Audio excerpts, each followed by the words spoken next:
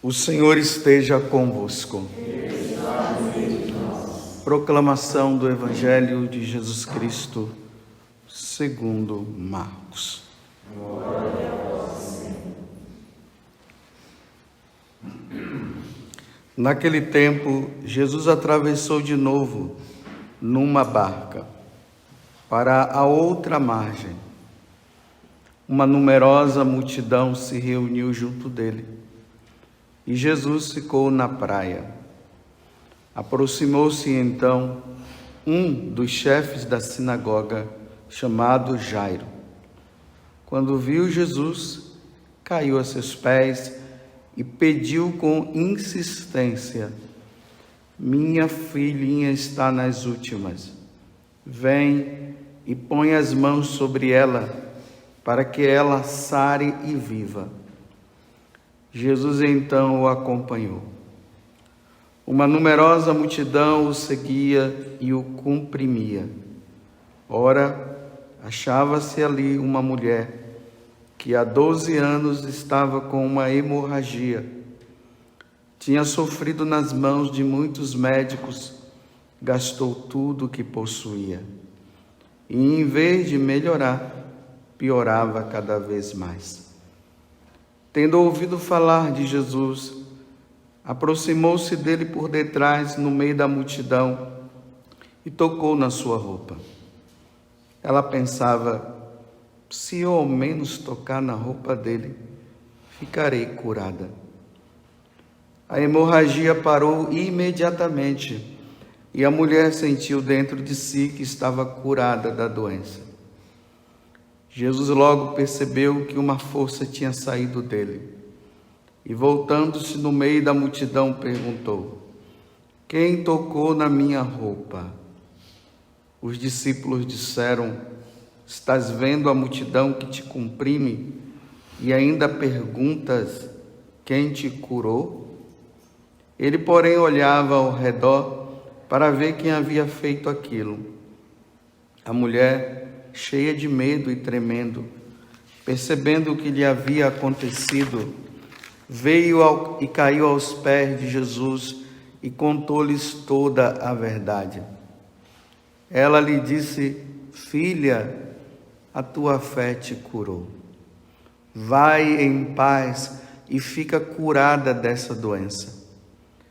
Ela estava ainda falando quando chegaram alguns da casa do chefe da sinagoga e disseram a Jairo: tua filha morreu.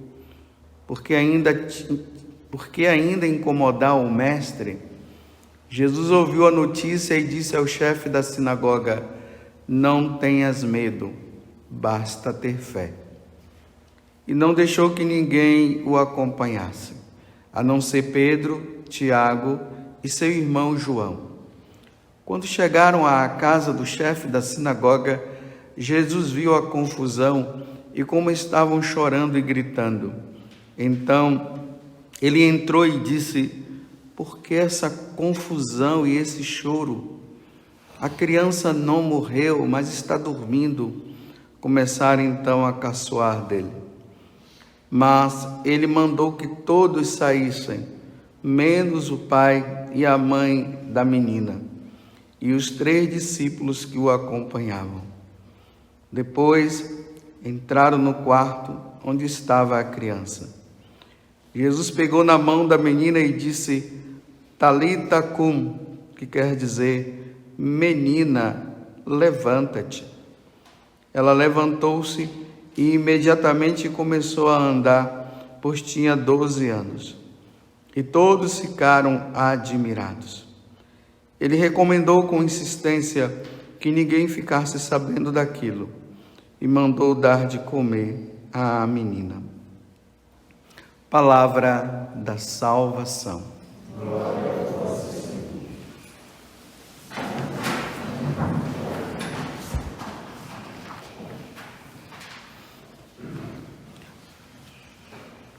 Nesse tempo de pandemia que nós estamos, a palavra que mais hoje se ouve é unidade de terapia intensiva, ou seja, UTI. Todos os olhares estão voltados para esse pequeno lugar ou grande lugar, dependendo do tamanho do hospital, né? E quer queira, quer não, nós temos sempre algum conhecido, né, que deve estar lá. Por exemplo, eu tenho um tio que ele está na UTI porque está com um líquido no pulmão. Foi fazer um check-up, ele estava com problema de anemia, foi receber sangue, e nessa de receber sangue, cai um líquido lá e está na UTI. Aqui na comunidade tem o Claudião, que está lá na UTI. Tem agora uma colaboradora, que o nome dela é Néia, foi para a UTI por causa de um AVC. O Tiago Assad está com o pai dele lá. Aí ele mandou um pedido para mim de oração, dizendo, se for o momento que meu pai vá, que ele possa ir, mas que o Senhor o livre de o inimigo vir tentá-lo. Porque no último momento, o demônio vem tentar. E assim por diante, né? São muitas pessoas, eu estou dando alguns nomes. E que bom seria, né, que Jesus passasse por lá agora, né? Como ele fez agora com essa filha desse Jairo, que estava lá prestes a morrer e voltou. Está boa, estava boa. A mesma coisa essa mulher há 12 anos sofrendo. E aí, se pelo menos eu tocar na orla do manto dele, ficarei curado. E foi lá e ficou curada. E Jesus, sua fé te salvou. E Jesus está dizendo, tendes fé. Ontem uma mulher veio pedir perdão porque apareceu com um nódulo de tireoide e vai ter agora que fazer os procedimentos e ela está com medo de ter um câncer. E aí ela veio pedir perdão porque ela ficou com medo de morrer. Aí eu disse para ela, não, minha senhora, fique tranquila. O medo é normal na nossa vida, né? É claro que se uma pessoa sabe que vai morrer, vai ficar com medo, isso é normal. O medo é até uma forma de que o mal não aconteça. Eu falei para ela, por exemplo, né? De repente a senhora sabe que alguma situação, um carro vai pegar a senhora ou alguém vai te pegar, a senhora fica com medo, é uma defesa, o medo é uma defesa. Ela começou a dar risada lá, no final eu disse para ela, depois de dar muitos conselhos, ela já estava mais confortada, eu disse, duas coisas vai acontecer, né? Ou a senhora vai pegar o câncer e vai ficar boa, ou vai pegar o câncer e vai morrer. E ela ficou confortada com isso, porque é a realidade, nós vamos ter que nos deparar com essa realidade, não tem jeito. Hoje, a meditação está voltada para a questão da morte. Embora nós vimos aqui Jesus tirando duas pessoas da morte. O refrão do Salmo 29 está dizendo, eu vos exalto, ó Senhor, pois me livrastes e preservastes minha vida da morte. Jesus preservou aquelas duas pessoas da morte. Mas que morte? Na verdade, Deus precisa preservar cada um de nós. Porque, como eu sempre brinco, né, nas peregrinações que eu fui na Terra Santa, o Edmilson, que morou lá, quantos anos você morou lá? 5 anos. Morou 5 anos e meio lá na Terra Santa. Você viu essa menina do Jairo por lá? Cadê ela? E essa mulher que Jesus a curou desse mal-estar, dessa situação do sangue lá que estava, Ela disse, só tocou, ficou curada, pronto, vai em paz. E cadê essa mulher? Eu já fui lá, não vi, você morou esses anos todos, não está lá. Já foi. A gente vê os profissionais da saúde, né? Aqui nossos aplausos e nossas orações para eles, que estão lá, né? Nessa UTI lutando, e às vezes nós vemos, né? As pessoas saindo de cadeira de rodas e tudo, e o pessoal, me livrei. E aqui eu quis falar a essas pessoas que estão na UTI, que são conhecidas minhas, para vocês perceberem que não é somente do Covid, né? Não é só Covid. Câncer, AVC, outras situações também. E como minha cunhada, não, meu irmão que trabalha na área da saúde, ele disse assim, olha José, quando a pessoa ela vai para a UTI, ela não está indo porque vai morrer, é porque ela está numa situação assim mais delicada, uma situação delicada, então elas são levadas para lá para serem monitoradas. Então os médicos estão tudo ali mais atentos, né, para ver. Então é enfermeiro que estão ali, é médico que está olhando o tempo todo. A gente já pensa que vai morrer, não, é para ser bem tratada, por isso que foi para lá. Agora tem uns que morrem e tem outros que não morrem. Então para nós cristãos, nós temos que entender isso. Nós temos que nos tranquilizar com essa primeira morte e ficarmos intranquilos sim com a outra, porque essa morte aqui é apenas uma passagem. As pessoas elas saem da nossa convivência, nós que estamos aqui, nós não iremos mais ver essas pessoas. Quando meu pai morreu, eu dizia assim, meu pai não pertence mais a este mundo. Bem, se não pertence a esse mundo, pertence a um outro mundo. Então é uma passagem. Nós temos que entender isso. A morte é uma passagem. É duro para os que estão aqui? É duro porque por um tempo não vai se encontrar com aquela pessoa. Hoje é domingo, é dia do Senhor. O que é que nós estamos celebrando aqui? Jesus Cristo, que é Deus, que se tornou homem e que venceu a morte. A morte foi vencida. É dessa forma que nós cristãos precisamos encarar a morte. Ela foi vencida. Então, para nós, a morte foi matada, foi assassinada, foi degolada. Tudo que você quiser de Ada e tudo mais aí, aconteceu com a morte. Agora aqui na primeira leitura está dizendo, Deus nos criou para a imortalidade, o livro da sabedoria, capítulo 1, capítulo 2. Deus nos criou para a imortalidade. Quando Deus criou os nossos primeiros pais, Adão e Eva, e eles foram introduzidos no paraíso terrestre, eles não foram colocados lá para morrer. Eles foram colocados lá para viverem para sempre. Mas aqui entra uma questão, né? Vida. Morte é ausência de vida.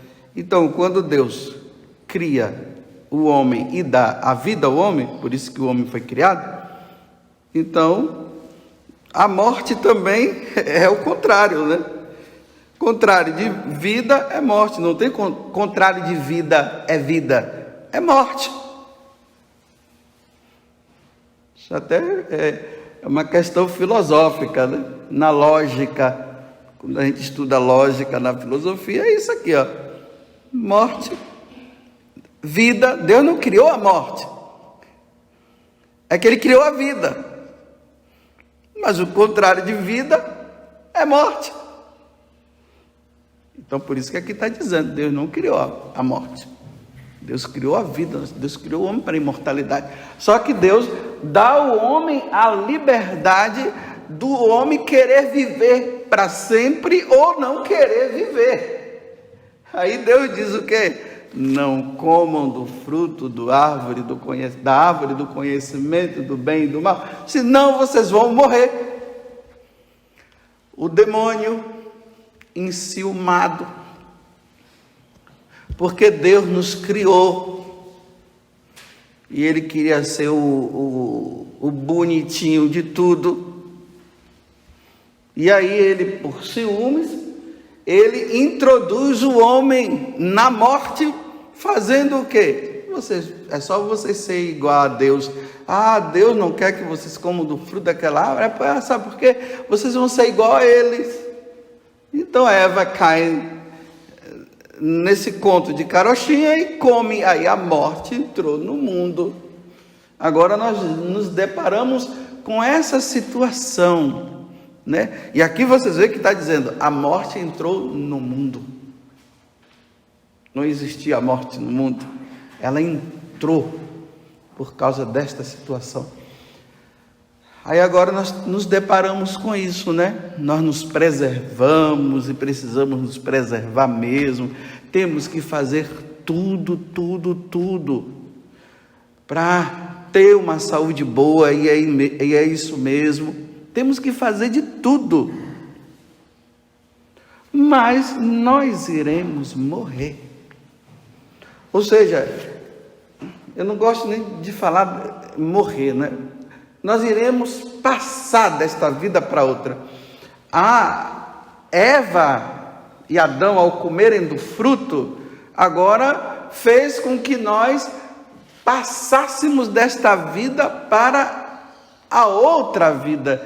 Era para nós desaparecermos. Mas o que foi que aconteceu? Como a nossa alma ela é imortal, ela tem que ir para algum lugar, porque não vai ficar aqui.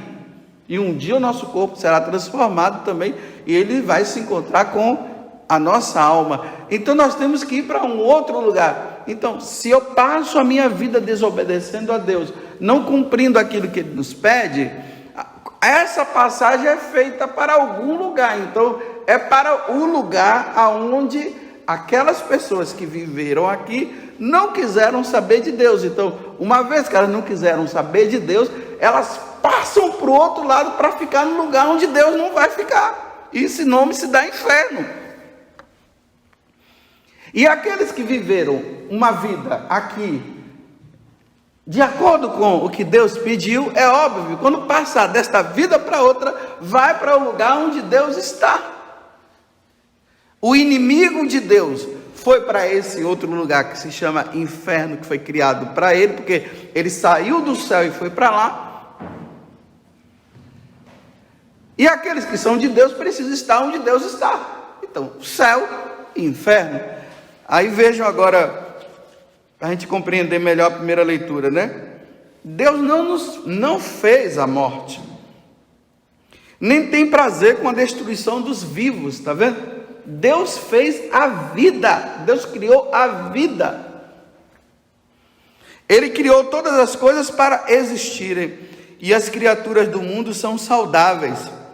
Nelas não há nenhum veneno de morte, nem é a morte que reina sobre a terra, pois a justiça é imortal.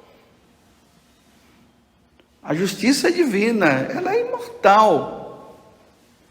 Deus criou o homem para a imortalidade e os fez à imagem de sua natureza. Olha, a natureza de Deus, a natureza divina é imortal. Deus não morre. Jesus, ele morre na sua natureza humana para salvar a nossa humanidade, porque o sacrifício oferecido pela nossa salvação tinha que ser de Deus. Mas como Deus é espírito e espírito não morre, que morre é a carne, então Jesus vem com essa natureza, ele que é Deus, agora ele tem a natureza humana, obrigado, a natureza humana, Como essa natureza humana morre, então o sacrifício de um Deus que é homem, porque um homem não poderia se oferecer em sacrifício e salvar todos, não tinha como, e ainda mais uma natureza pecaminosa como a nossa, tinha que ser um homem perfeito. Então ele, na sua natureza humana, ele se oferece, ele morre para dar a vida para nós nos tornarmos agora, para nós vivermos a imortalidade com Deus, porque nós poderemos viver a imortalidade sem Deus. Não tem jeito, a alma sai, ela é imortal, aí ela vai para Deus ou para o inferno, para o céu ou para o inferno, porque a alma não morre. A alma não morre. Tanto que a morte é o quê? É a saída da alma do nosso corpo. A alma sai, a gente cai, pronto, acabou. Não adianta ficar fazendo um monte de coisa. Se a alma já foi, não adianta ficar. Já foi, morreu, o corpo fica. O seu João, no Padre Augusto, acabou, não tem mais, não adianta, morreu. A alma dele não, é imortal. Agora veja, foi por inveja do diabo que a morte entrou no mundo e experimentaram-na os que a ele pertencem. Então é isso que eu estava dizendo esses dias, né? Nós lutamos tanto para não morrer e fazemos todos os tipos de sacrifício para não morrermos, e aqui eu abro parênteses dizendo que nós temos que fazer isso mesmo, mas saibam que nessa luta constante para não morrermos, nós iremos morrer. Agora, a segunda morte é que, infelizmente, nós não lutamos pela segunda morte, para não chegarmos à segunda morte. Ou seja, para não ficarmos longe de Deus, porque viver eternamente longe de Deus é como a morte. Imagine sofrer, como ontem Jesus dizia, né? E lá haverá choro e ranger de dentes. Não sei se foi ontem ou anteontem. E lá haverá choro e ranger de dentes. Então, essa outra luta, os pagãos não estão nem aí, os ateus não estão nem aí, e os cristãos que estão levando uma vida de qualquer jeito, não estão nem aí. Se luta mais para não morrer, para não passar por essa morte, mas a outra não é essa luta constante, essa vigilância constante que eu devo ter para quando a minha alma passar, sair dessa vida, né, deixar essa vida e ir para a eternidade, ela não ir para o outro lado. Aí a gente vê a acomodação. Jejue. Não. Mas faz uma dieta. Eu faço. Mas o jejum não. O médico diz assim: faça a dieta, porque você está assim, você precisa diminuir a gordura, tal, aquela coisa toda, senão você vai morrer. Aí a pessoa vai lá e faz o sacrifício da dieta. Aí o padre diz: faça jejum, porque o jejum te ajuda a não cair no pecado da gula. Não está falando de colesterol, de gordura, está dizendo para não cair na gula, porque a gula é um pecado que leva à segunda morte. Aí, como ninguém nunca viu a segunda morte e só vê a primeira, então eu luto pela primeira e a segunda eu deixo de lado. Aí eu não faço sacrifício. Você vê a situação que nós estamos? Ali, a gente quando está atendendo nas padres, atendendo confissões. Aí nós dizemos: meu filho, você está lutando? Eu estou tentando, né? Eu estou tentando, né? Aquele tentar não é o tentar de eu estou tentando. Não, estou tentando. E aí, será que você vai cair de novo nessa situação ou não? Eu não sei. Assim, eu não sei, eu vou ver. luta. Agora, por que não luta? Aqui é um pecado de nós padres. Porque nós não falamos mais desta tal segunda morte. Porque nós até não acreditamos, parece, mais na segunda morte. Nós só acreditamos na ressurreição, acreditamos na vida eterna com Deus, que todo mundo vai se salvar. Aí nós não falamos da recompensa que vai levar aqueles que não caminharem com Deus. Nós não falamos da segunda, aí pronto, aí todo mundo se acomoda, ninguém luta mais. Se a gente vai lá no passado, no início do cristianismo, na Idade Média, tudo, nós vamos ver o pessoal lutando, fazendo penitência, sacrifícios e tudo mais. Aí nós entramos agora nessa idade, nessa pós-modernidade, né? Tão bonito, né? Pós-modernidade, que as pessoas dizem, nossa, nós estamos no século 21 e você ainda está com esses pensamentos antigos. Olha que burro, um burro. Era para ter crescido, né? Está decrescendo. Aí, porque essas coisas não são faladas, então o que acontece? Nós encontramos os cristãos que não lutam, não estão lutando. Então aí, olha, vamos levando, porque no final nós vamos sempre ouvir aquela palavra bonita: está no céu. Nós vamos sempre ouvir isso. Então, para nós aqui da comunidade, né? Até onde vai a nossa luta? Para você que está me ouvindo aí, que deve estar, você pertence a uma paróquia, até onde vai a sua luta? Você sabe que tem essa segunda morte, que na verdade não é uma morte, mas é um lugar de tormento, preparado para aqueles que não querem saber de Deus? Você compreende isso? Então, está lutando? Está todo mundo aí bonitinho, né? O mundo, esse mundo que se opõe, entrando na nossa vida. E nós estamos nos deliciando, porque é assim. O importante é que nós adoramos a Deus. A gente vai lá, adora a Deus, faz umas oraçõezinhas aqui, mas e aí? E o mundo? Você tirou o mundo da tua vida? Esse mundo, não, mas Deus é misericordioso, Deus é ótimo, Ele é bom. No finalzinho, todo mundo vai lá. Então, meu tio está lá, outros estão cá, todos ali na UTI, ou estando na UTI ou não. Lembremos, né, o irmão da Antonieta, né, dirigindo o caminhão lá, na maior tranquilidade, né, estava a 70 quilômetros, não era nem 80, era 70. No trabalho dele, o caminhão capota, pá, ele morre. Não precisou ir na UTI. Morreu trabalhando. Como tem gente morrendo rezando. Assim. Mas a questão não é essa, a questão é como vai.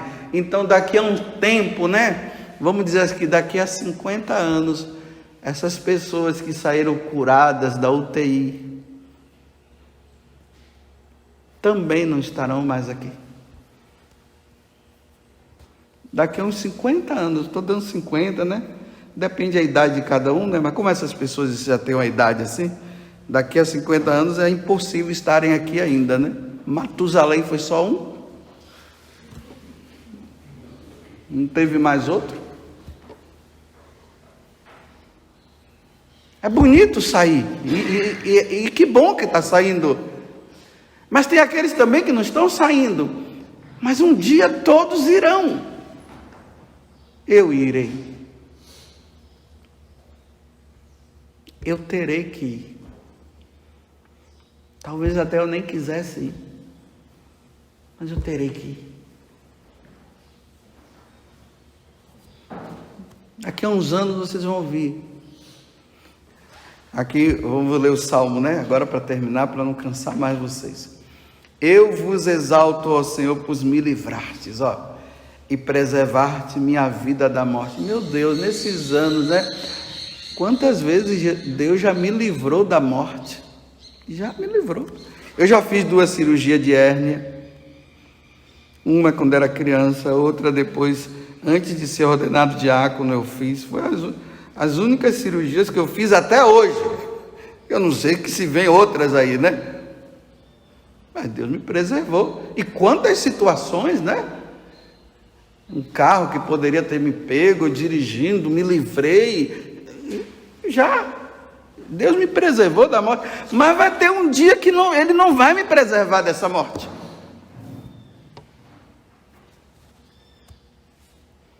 E aí? Irei para onde? O vinde, bendito de meu Pai? Ou o ide para o fogo eterno? Afastai-vos de mim. E não é o título de padre que vai me salvar. Louvado seja nosso Senhor Jesus Cristo. Nossa Mãe Maria Santíssima.